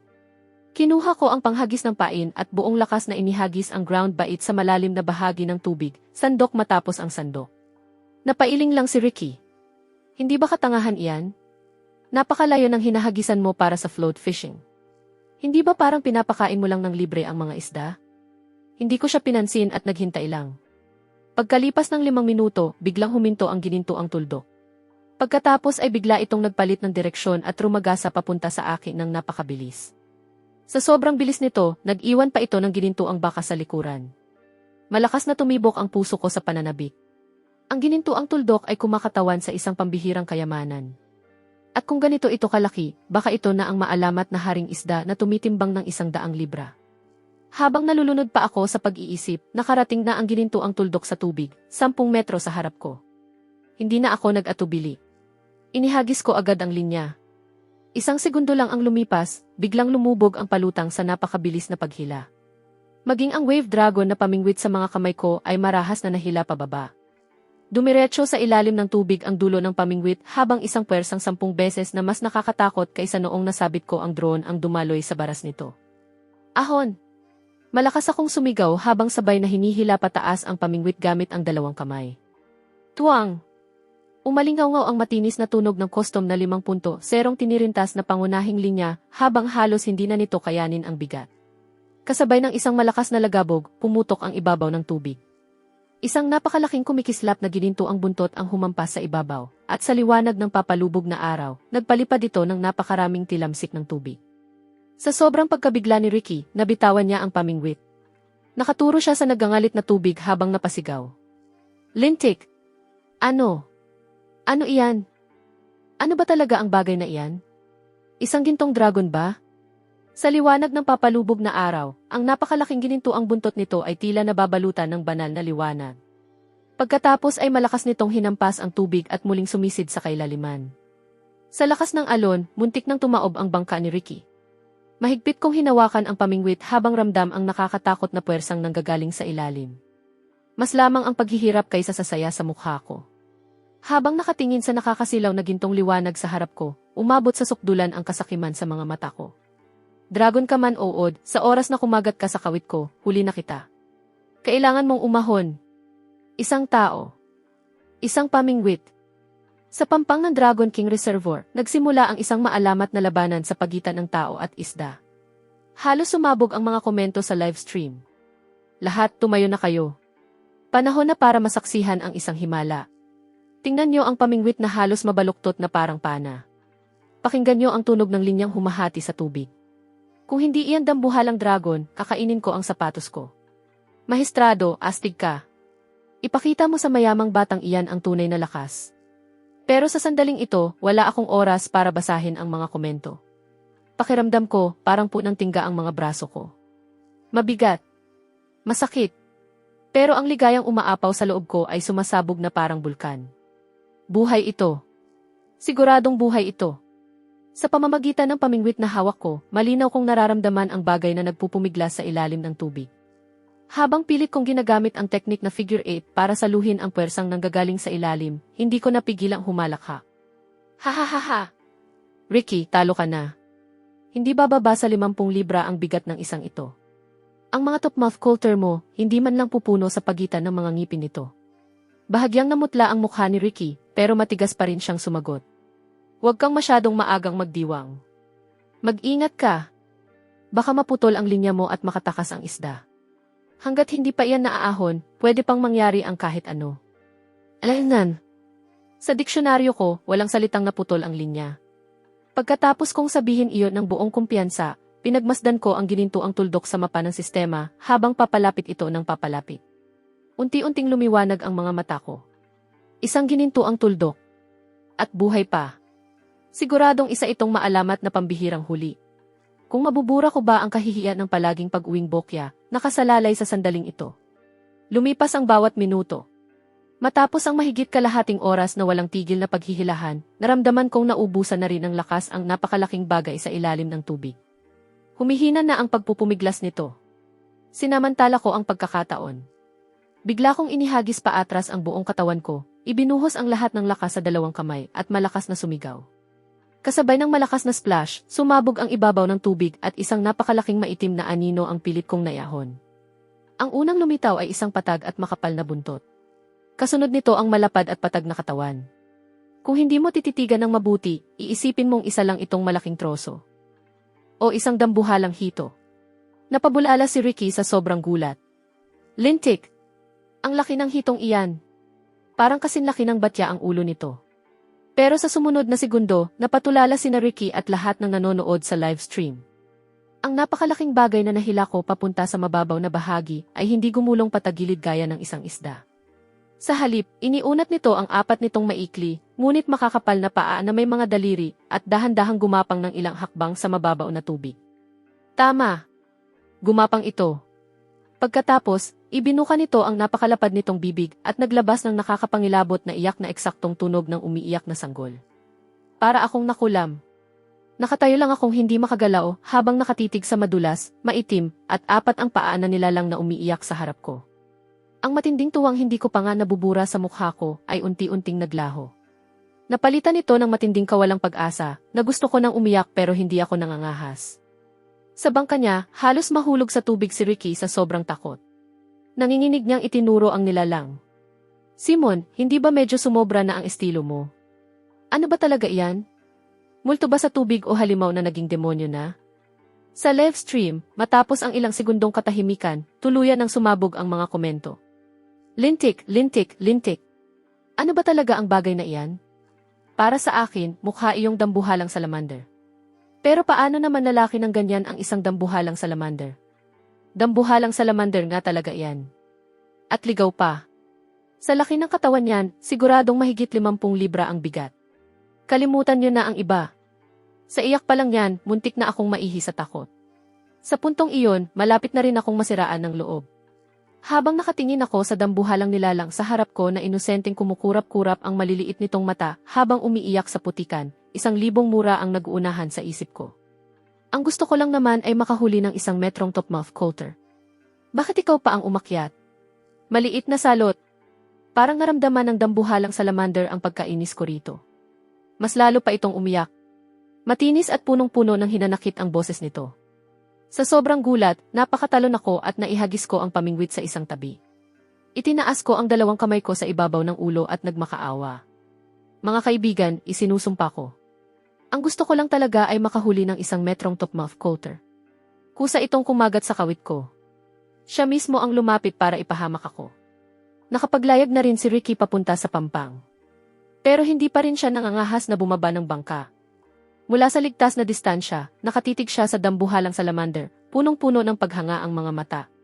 Simon, saludo ako sayo. Sa lahat ng taon kong nangingisda gamit ang lure, nakakita na ako ng mga taong nakakahuli ng tsitsirya. Nakakita na rin ako ng mga nakakahuli ng ibon. Pati mga nakakahuli ng pagong. Pero ang makahuli ng dambuhalang salamander na 50 libra gamit ang karaniwang pamingwit. Ikaw ang kauna-unahan sa kasaysayan. Tinatanggap ko ang pagkatalo sa laban na ito. Habang nakatingin ako sa seryoso niyang mukha, halos mapadyak na ako sa sobrang kaba. Tama na ang daldal. Mag-isip ka na ng paraan. Ano nang gagawin natin sa bagay na ito? Ayokong makulong. Sa isip ko, si Walter na agad ang naiisip kong hihila sa akin pabalik sa presinto para sa isa na namang usapan. Hindi na ito simpleng paghuli ng dambuhalang huli. Parang nahuli ko na ang hari ng lahat ng mga protektadong hayop. Kinusot ko ang noo ko at dahan-dahang lumuhod 2 metro ang layo mula sa dambuhalang salamander. Napakumbaba ng postura ko parang isang utusan. Gusto kong alisin ang kawit pero hindi ako nangangahas na hawakan ito. Una, napakalakas ng kagat nito. At higit sa lahat, natatakot akong aksidente itong masaktan. Kahit ibenta ko pa ang lahat ng pag-aari ko, hindi ko kayang bayaran ang kabayaran nito. Nakahiga ang dambuhalang salamander sa putikan. Paminsan-minsan ay iginagalaw nito ang 4 nitong maikling paa at muling umiiyak ng ilang beses. Sa bawat iyak nito, lalo lang sumisikip ang dibdib ko. Nakikiusap ako sayo. Tumigil ka na sa pag-iyak. Kapag lalo kang umiyak, hindi ang mga lobo ang problema. Ang mas kinatatakutan ko, baka dumating ang mga pulis. Sa kalagitnaan ng pagsasalita ko, bigla akong natigilan. Lumingon ako sa teleponong patuloy pa ring naka-livestream at wala na akong magawa, tumawag na ako sa pulis. Hello, pulis ba ito? Kailangan ko ng tulong. Pwede ba ninyo akong ilipat sa Forestry Bureau o sa Wildlife Protection Center? May nahuli na naman akong protektadong hayop. Sandaling natahimik ang dispatcher sa kabilang linya bago siya maingat na nagtanong. Kayo po ba si Mr. Simon, ang mahistrado? Napahawak ako sa noo ko habang napapailing. Tama. Ako nga. Nandito ako ngayon sa Dragon King Reservoir. May nahuli akong 1 ligaw na dambuhalang salamander. Halos 50 libra ang bigat nito. Buhay pa ito. At umiiyak pa nga. Pakiusap, magmadali kayo. Baka maubusan ito ng tubig. Pagkababa ko ng telepono, pakiramdam ko ay ubos na ang lakas ko. Sa tabi ko, binubuhusan ni Ricky ng tubig ang dambuhalang salamander gamit ang 1 bote ng tubig habang paulit-ulit na humahanga. Simon, paano kaya lumaki ng ganito ang isang ito? Mukhang hindi kakasya sa 1 kaldero. Baka kailangan pang hatiin sa 2. Sa sobrang gulat, agad akong sumugod at tinakpan ang bibig ni Ricky.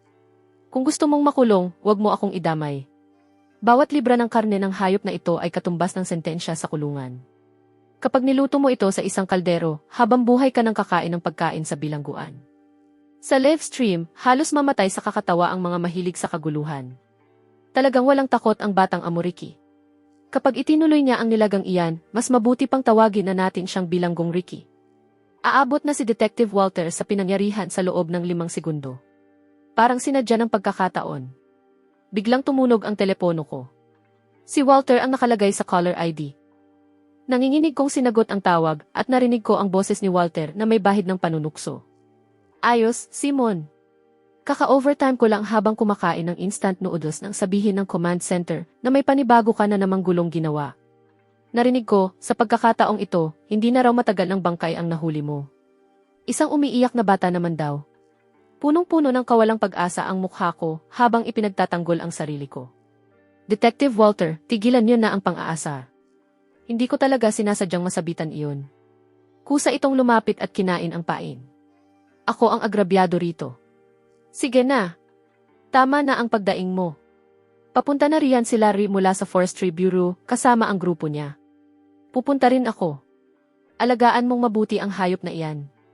Tandaan mo, isa iyang buhay na medalya ng kagitingan. Tumango ako at ibinaba ang telepono.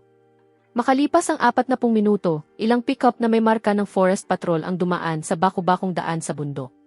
Humihiwa sa dilim ng gabi ang mga ilaw ng kanilang sasakyan at tinamaan ang mukha kong bagsak na bagsak ang loob. Gaya ng inaasahan, dumating nga si Walter. Pagkababa pa lang niya ng sasakyan, dumiretso agad siya sa akin, tinapik ako sa balikat at hindi na napigilang humalakha. Pagkakita sa punong-puno ng hinanakit kong mukha, mabilis siyang napangiti at nagsalita. Pasensya na. Hindi ko lang talaga mapigilang matawa. Sobrang pambihira ng eksenang ito. Napakaraming mangingisda sa mundo. Paano nangyari na ikaw pa ang nakahuli nito sa isang hagis lang? Samantala, ilang ekspertong nakaputing Amerikana ang nakapalibot na sa dambuhalang salamander at maingat itong inilipat sa isang propesyonal na tangke ng tubig. Halos manginig sa pananabik ang balbas ng punong eksperto na si Larry. Napakahusay na halimbawa. Talagang napakahusay. Ito na ang pinakamalaking ligaw na dambuhalang salamander na natagpuan sa buong Riverton. At base sa pangangatawan nito, hindi bababa sa 50 hanggang 60 taon na ang edad nito. Isa itong tunay na matandang nilalang. Pagkasabi niyon, lumingon siya at mahigpit akong kinamayan. Punong-puno ng pasasalamat ang mga mata niya. Binata, maraming salamat. Napakahalaga ng dambuhalang salamander na ito para sa aming pananaliksik tungkol sa ekosistemang pantubig ng lugar. Napakalaki ng naitulong mo. Napilitan akong umiti ng alanganin. Nag-atubili ako sandali bago nagtanong. Nasugatan kasi ng kawit ang bibig nito. Hindi ko alam kung gaano kalala. Makakabalik pa ba ito sa reservoir?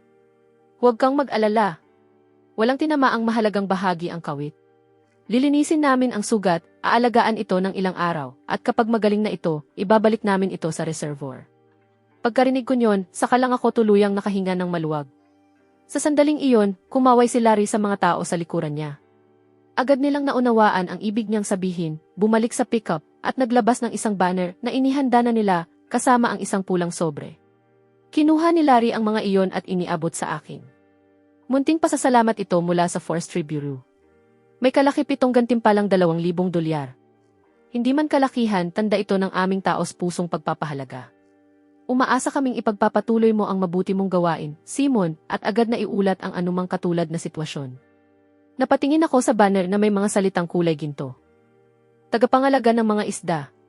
Tagapagtanggol ng ekosistema. Pagkabasa ko sa mga salitang iyon, bigla akong nahilo. Pagkatapos, maingat na isinakay ng mga eksperto ang tangke ng tubig sa pickup. Sa wakas, naalis na rin ang banal na nilalang na kanina pa umiiyak. Bago ito umalis, tila lumingon pa ito sa akin ng isang beses. Hindi ko alam kung nagpapasalamat ba ito dahil iniligtas ko ang buhay nito, o tinatawanan lang ang malas kong palaging umuuwing bokya. Sa wakas, natahimik na rin ang buong lugar. Binuksan ni Ricky ang likuran ng raptor niya at inilabas ang isang alloy na lalagyan. Simon, pustahan ang pustahan. Ito ang pinakabagong spinning reel at lure rod ng Shimano. $38,000 ang halaga ng Perez. Sa'yo na ito. Habang nakatingin sa lalagyang iniaabot ni Ricky, kinusot ko ang mga kamay ko at hindi agad nangahas na tanggapin iyon. Talaga bang ibibigay mo ito sa akin? Hindi ba masyado itong mahal? Simon, kailangan mong tanggapin. Umaasa akong makakasama kita mula ngayon. Wala na akong ibang hinihiling. Sa susunod na makahuli ka ng dragon o phoenix, hayaan mo lang akong mahawakan sila. Tiningnan ko ang mabigat na dekalidad na kagamitan sa lure fishing sa mga kamay ko, saka ang walang lamang lambat sa tabi ko. Napabuntong hininga na lang ako habang nakatingala sa langit. Ang gusto ko lang naman ay isang mangkok ng sabaw ng isda. Bakit ba napakahirap noon? Habang pauwi, isa lang ang pwedeng ilarawan sa nararamdaman ko. Halo-halong saya at pait. Nakakakaba ang buong araw, pero napakalaki ng napala ko. Nakakuha ako ng $2,000 ng libre, kasama pa ang isang dekalidad na set ng kagamitan na nagkakahalaga ng $30,000. At si Ricky, tawag na ng tawag sa akin ng master. Isinama pa niya ako sa Riverton Lure Elite Group para raw mamulat ang mga taong parang mga palakang nasa ilalim ng balon. Pero ang pinakamasakit sa lahat, bokya na naman ako ngayon. Habang nagmamaneho, mapait akong nagbulong sa sarili ko. Lintik na sistema. Ayokong maniwala. Sa susunod, hahanap ako ng lugar na wala kahit isang multo. Tingnan natin kung ano pa ang maipapalusot ng sistemang ito. Pagsapit ko sa bahay, madaling araw na. Pagkatapos maligo, humiga ako sa sopa at ginising ang sistema. Dahil sa paghuli ko sa ligaw na dambuhalang salamander ngayong araw, nakakuha ako ng 1,000 puntos. 3,500 na ngayon ang kabuuan ko. Binuksan ko ang tindahan ng sistema, umaasang may makikitang kayamanang makakasira sa sumpa ng palagi kong pag-uwing bokya. Pero sa seksyon ng mga espesyal na alok ngayong araw, may isang bagong ikon na marahang kumikislap. Ultimate Eye of Insight, Trial Version. 500 puntos bawat gamit. Kapag na-activate, malinaw na makikita ng mga mata ng manlalaro ang lahat ng nasa ilalim ng tubig sa loob ng 10 metro. Lahat ng tanawin. Tatagal ito ng 10 minuto. Habang binabasa ko ang paglalarawan ng kakayahan sa interface ng sistema, bigla akong napabangon mula sa sopa. Hindi ba parang cheat na nakakakita ito sa ilalim ng tubig? Dati, swerte lang ang puhunan sa pangingisda. Pero gamit ito, direct ako nang makikita kung ano ang ginagawa ng mga isda sa ilalim. Kahit 10 minuto lang ang bisa nito, sapat na iyon para matukoy ko ang kinaroroonan ng mga isda at makahagis ng eksakto. Walang pag-aalinlangan, gumastos ako ng 500 puntos para makakuha ng isang trial na gamit. Sa susunod, pupunta ako sa Thousand Island Lake.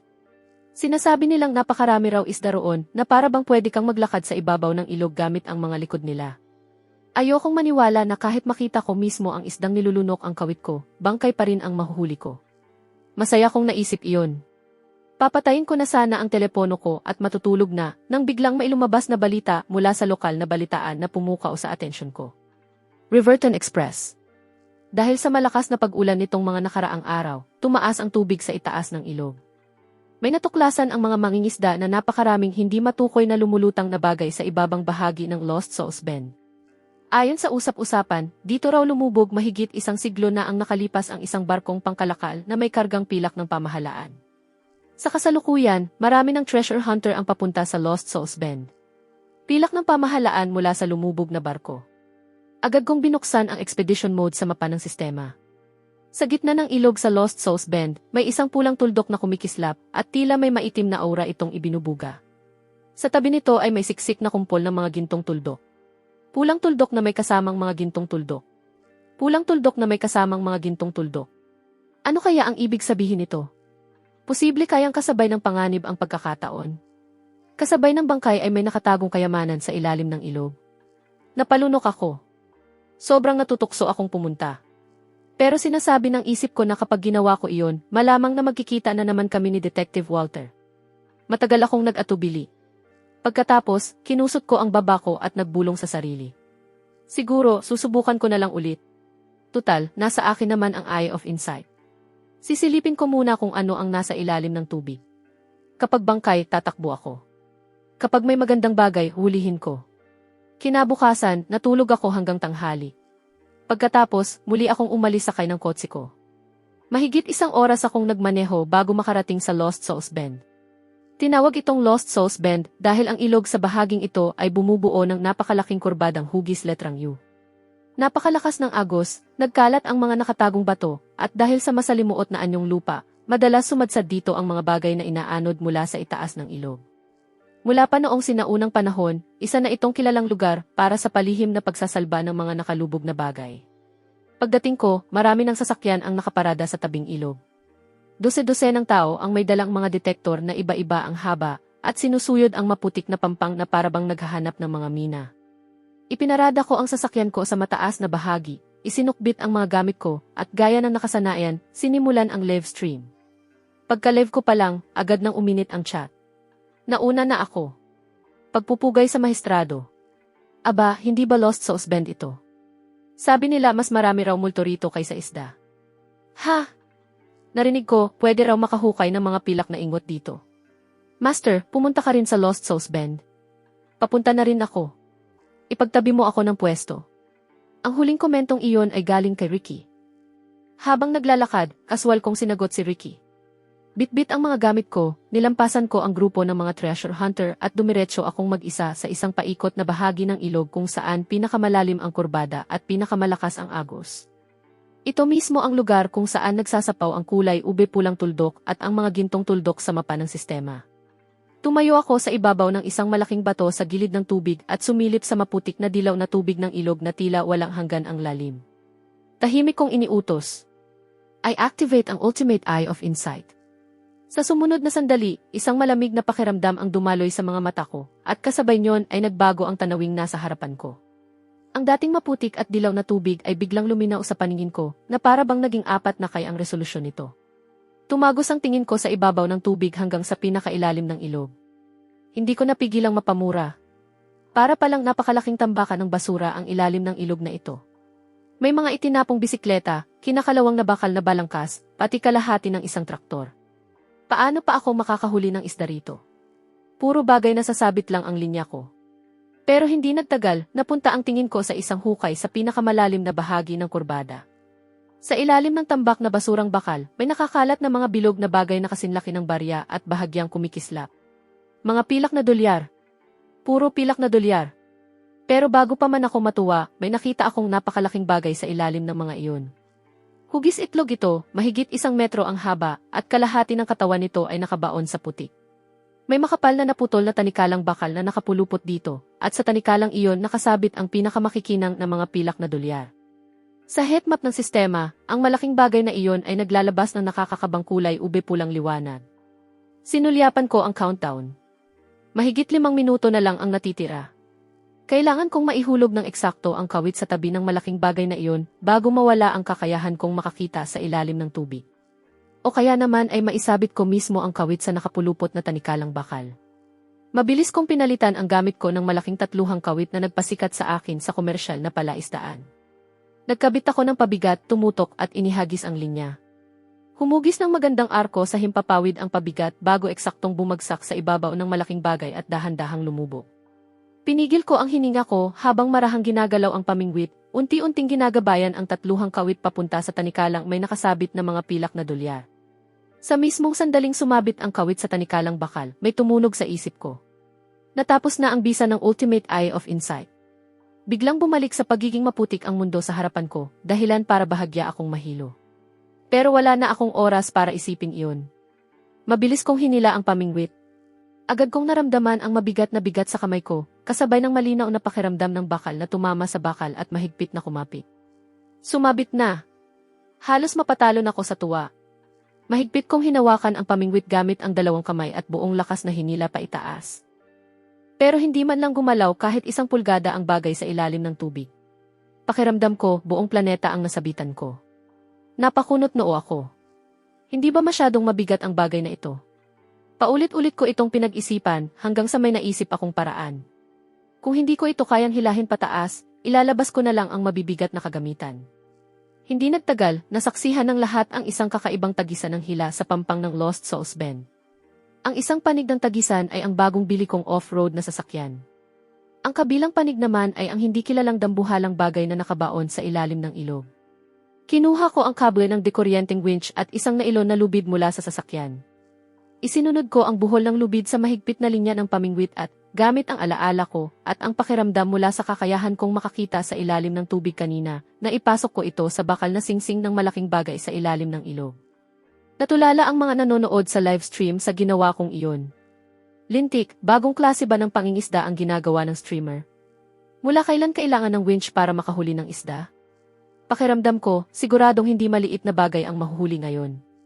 Wala na akong oras para basahin ang mga komento. Hawak ang remote ng winch, tumayo ako sa pampang. Pagkapindot ko ng pindutan, umalingaw-ngaw ang magaspang na ugong ng makina ng winch. Biglang humigpit ang bakal na kable, at bahagyang lumubog ang unahan ng off-road na sasakyan.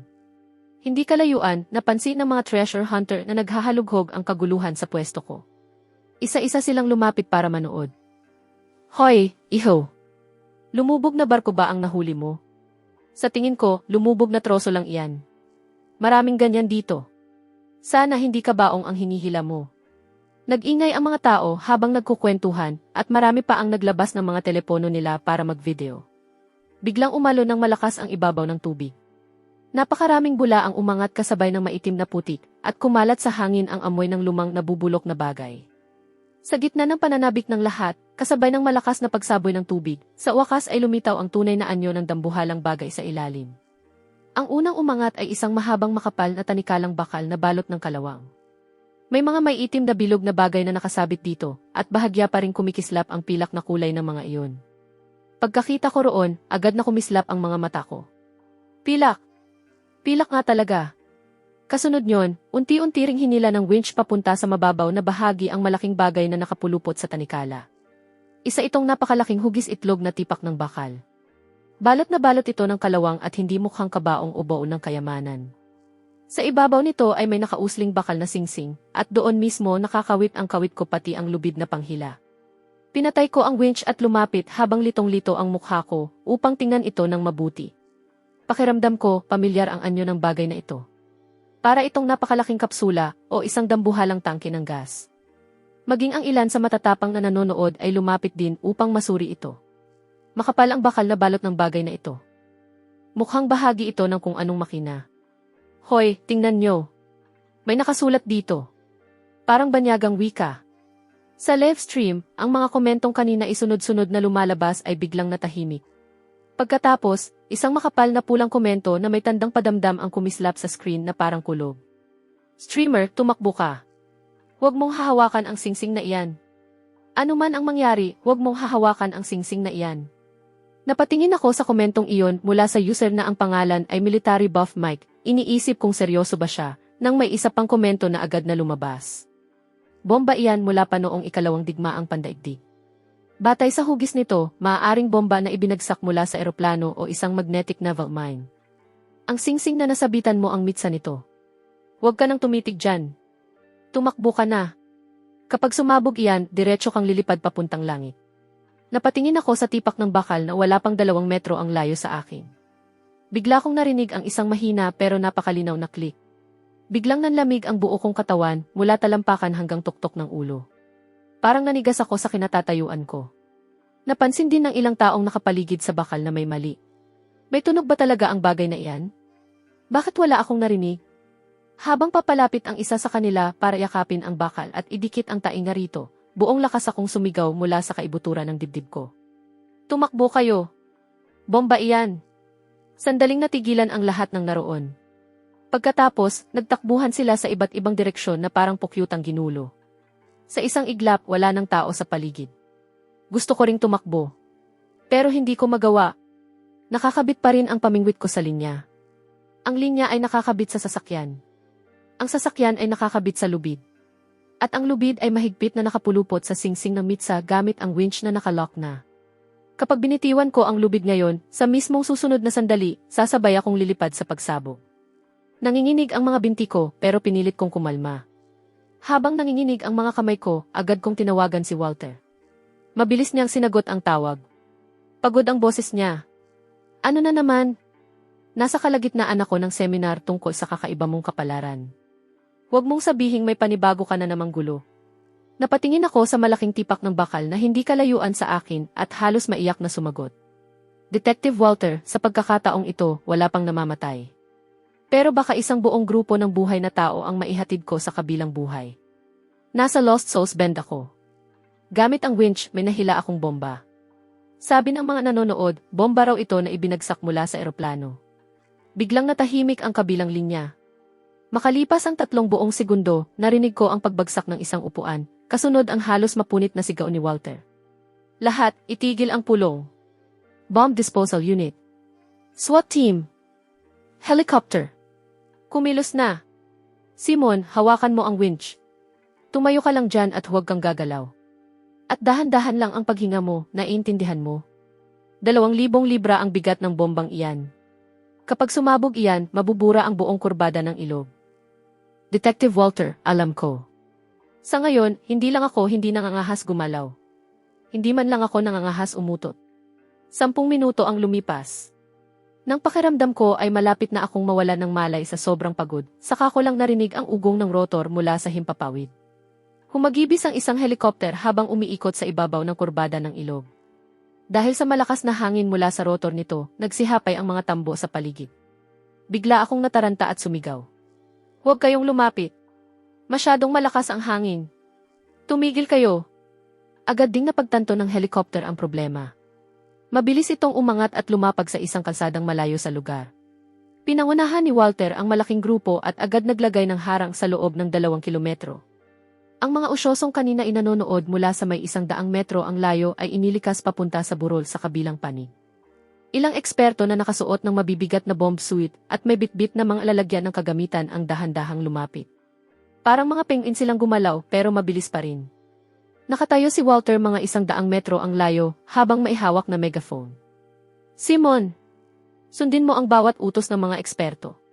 At anuman ang mangyari, huwag kang gagalaw. Gusto ko sanang tumango. Pero pakiramdam ko, para bang napuno ng semento ang leg ko.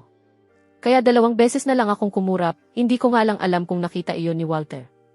Matandang lalaki ang pinuno ng bomb disposal team. Pagkatapos suriin ang paligid gamit ang instrumento niya, naging seryoso ang mukha niya at nagsalita sa radyo. Isa itong bomba mula sa torpedo bomber na ginamit noon laban sa mga barkong pandigma. Ang laman nitong pampasabog, kalimutan na ninyo ang kotse. Kayang patagin yan ang kalahati ng burol na ito. Pagkasabi niyon, tumingin siya sa singsing ng mitsa na nakatali sa nailon na lubid, pinunasan ang pawis niya, at nagpatuloy. Napakaswerte ng binatang ito. Tuluyan ng kinakalawang ang mitsa at nasa napakaselang balanse na ito ngayon. Mabuti na lang at hindi siya tumakbo kasama ng iba. Kung hindi, baka bumagsak na ang firing pin. Pagkarinig ko sa ulat ng matandang eksperto, tuluyan akong natulala. Sir, kaya ba ninyo itong alisin sa panganib? Masama ang tingin sa akin ng matandang eksperto. Huwag kang magsalita. Kahit ang tunog ng boses ay pwedeng magdulot ng panginginig. Agad na bumalik sa lalamunan ko ang dapat sana isusunod kong sasabihin. Grabe naman. Siya pwedeng magsalita ng ganoon kahaba, tapos ako ni isang salita, bawal? Ang sumunod na 30 minuto ay parang mas mahaba pa kaysa sa 10 minutong paghihintay ko kanina. Maingat na gumamit ang 2 bomb disposal specialist ng liquid nitrogen spray para palamigin ang bahagi ng mitsa. Pagkatapos, gamit ang napakapinong mga kagamitan, isa-isa nilang pinutol ang nailon na lubid at ang kawit ng pamingwit na nakapulupot dito. Habang nagtatrabaho, hindi tumigil sa pagrereklamo ang matandang eksperto. Buong buhay ko ng trabaho ang mag-disarm ng mga bomba. Nakapag-disarm na ako sa mga construction site. Nakapag-disarm na rin ako sa subway. Pero bombang nahuli gamit ang kawit ng pangingisda? Ngayon ko lang iyan naranasan. Pagkarinig ko sa patamang iyon, halos maiyak na ako. Sir, pwede bang mag-focus muna kayo? Sa mismong sandaling iyon, isang mahinang tik ang narinig. Sa wakas, naputol din ang mahigpit na nylon rope. Mabilis na ikinabit ng isa pang espesyalista ang fuse immobilizer sa piyusa, saka siya huminga ng malalim at napaupo sa lupa. Ligtas na sa ngayon. Pakiramdam ko, sabay ring nawala ang lahat ng lakas sa katawan ko. Bumagsak ako sa lupa, hinihingal. Lumapit ang matandang espesyalista at tinapik ako sa balikat. Iho, nabawi mo ang buhay mo ngayon. Sakto namang dumating si Walter na nagmamadali. Galit na galit niya akong tinuro, nanginginig pa ang daliri niya. Lintik kang bata. Sa tingin ko, gusto mo na talaga akong isama sa hukay. Araw-araw na lang, kailangan mong gumawa ng ganito kalaking gulo. Detective Walter, napagbibintangan lang ako. Ang gusto ko lang naman ay makahuli ng ilang silver dollar. Habang sinasabi ko iyon, bigla akong may naalala. Lumingon ako sa malaking bagay na ngayon ay napapalibutan na ng mga tauhan ng SWAT. Mas eksakto, sa bakal na kadena na nakapulupot dito. Mahina kong sinabi, Detective Walter, iyong mga pilak na nakakabit dyan, mabibilang ba iyon bilang huli ko? Biglang natahimik ang buong lugar. Halos matawa sa galit si Walter. Muntik ka nang mamatay, pero ang iniisip mo pa rin ay iyong kaunting pilak. Sa sobrang kasabikan mong kumita, kahit isugal ang buhay mo, sayang talaga at hindi ka naging undercover agent. Pagkasabi niyon, yumuko siya, pinulot ang bakal na kadena, tinimbang sa kamay ang may itim na bukol na nakakabit dito, saka nagsalita. Mga cultural relic ang mga ito. Kailangang isuko ang mga ito sa gobyerno. Napadaing ako. Ibig sabihin, wala ring napala ang lahat ng paghihirap ko. Iniabot ni Walter ang kadena sa evidence unit na nasa tabi niya, saka ako muling tinapik sa balikat para pagaanin ang loob ko. Sige na, tigilan mo na ang pagdaing. Maaaring wala na ang pilak, pero napakalaki naman ang naitulong mo sa pagkakataong ito. Napakatagong lugar ng bombang iyon at napaka-unstable na rin ang piyusan nito. Kung hindi mo iyon nahila palabas, at isang araw ay inanod ito ng baha pababa ng ilog, saka tumama sa tulay o sa hydroelectric station sa ibaba, hindi na masukat ang magiging kapalit. May reward ka para sa impormasyon tungkol sa bomba, at mayroon ding reward para sa kontribusyon mo sa pagprotekta sa cultural relics. Nakipag-usap na ang departamento namin sa Cultural Relics Bureau, at napagdesisyonan naming irekomenda kang tumanggap ng gantimpalang 80,000 dolyar. Kasabay niyon, itinaas ni Walter ang 8 daliri. Biglang nagliwanag na parang searchlight ang dati kong mapurol na mga mata nang marinig ko ang sinabi niya. Parang biglang nawala ang sakit ng likod ko, hindi na rin sumasakit ang mga binti ko. Pakiramdam ko pa nga, kaya kong lumapit at magpa-picture habang hinahawakan ang bomba. Nang makita ang reaksyon ko, napailing na lang si Walter at napatawang walang magawa. Simon, sa susunod, kahit ano pa ang balak mong hulihin, pwede bang ipaalam mo muna sa akin? Kapag nagpatuloy ito, hindi nakakayanin ang puso ko. Mariin akong tumango, saka ko tinapik ang dibdib ko at buong paninindigang nangako. Detective Walter, magtiwala kayo sa akin. Sa susunod talaga, isda na ang mahuli ko.